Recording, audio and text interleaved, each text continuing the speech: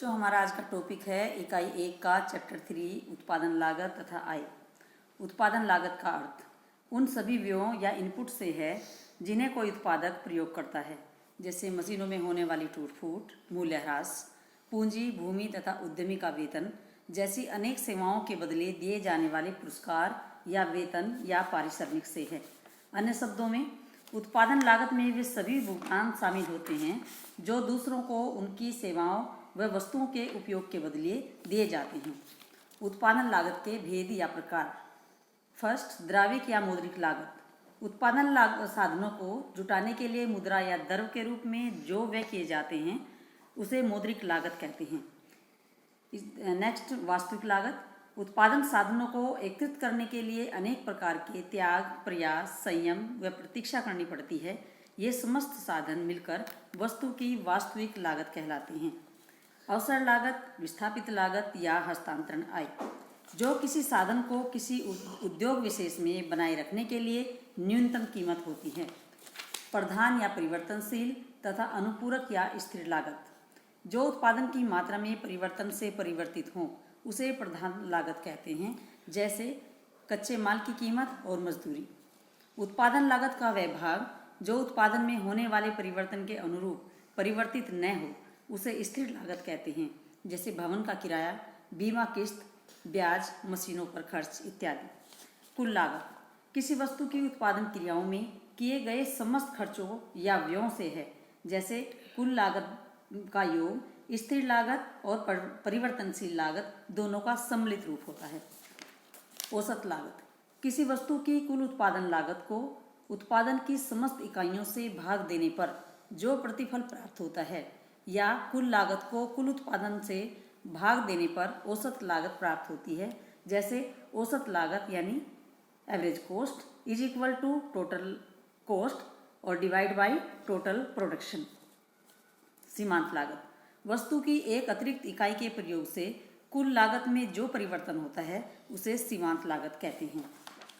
सीमांत लागत तथा औसत लागत में संबंध या उत्पादन लागत वक्र यू आकृति के क्यों होते हैं।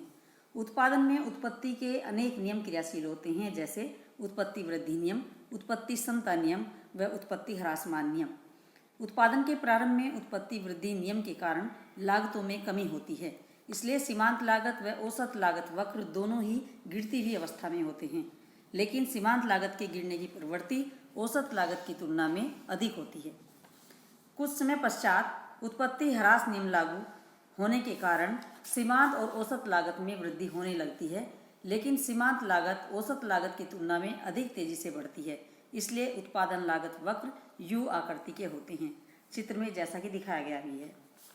आय का अर्थ जब कोई उत्पादक या विक्रेता अपनी वस्तु को बेचता है और उससे जो धनराशि प्राप्त होती है उसे ही आय कहते हैं। कुल आय वस्तु की समस्त इकाइयों को बेचकर जो धनराशि प्राप्त होती है और यह राशि समस्त इकाइयों को कीमत से गुणा करने पर प्राप्त होती है। औसत आय कुल आय को बेची गई इकाइयों की संख्या से भाग देकर जो राशि प्राप्त होती है उसी को औसत आय कहते हैं। सीमांत आय एक अतिरिक्त इकाई को बेचने पर फर्म की आय में कितनी वृद्धि होती है, यही सीमांत आय कहलाती है। सीमांत आय व औसत आय में संबंध चित्र के द्वारा दर्शाया गया है। पूर्ण प्रतियोगिता के अंतर्गत एक ही कीमत रहने के कारण फर्म उस कीमत पर मनचाही वस्तुएं बेच सकती हैं, यानी फर्म की मांग रेखा व पूर्ति रेखा पूर्णतः बेरोजगार होती है, अर्थात कीमत बराबर सीमांत रिवेन्यू और एवरेज रिवेन्यू तथा सामान्य लाभ। अपूर्ण प्रतियोगिता के अंतर्गत अपूर्ण प्रतियोगिता में अधिक वस्तुएं बेचने के लिए कीमत को कम करना अनिवार्य रूप से आवश्यक हो जाता है, इसलिए औसत आगम व सीमांत आगम वक्र का आकार गिरती हुई रेखा के रूप में होता है। अल्पकाल में फर्म संतुलन में है, क्योंकि OA संतुलन पर फर्म का MR व AR दोनों बराबर है और इस कीमत पर फर्म को सामान्य लाभ या असामान्य लाभ या हानि भी हो सकती है। यह बाजार की स्थिति पर निर्भर करता है। अभ्यास हेतु कुछ प्रश्न दिए गए हैं जिन्हें आपको करके कुछ समय पश्चात लगभग 1 घंटे की अवधि के अंतर्गत मेरे पास वापस भेजने हैं। गृह कार्य हेतु एक लॉन्ग क्वेश्चन दिया जा रहा है जो आपको अपनी कॉपी में करना है। दैट्स ऑल बच्चों।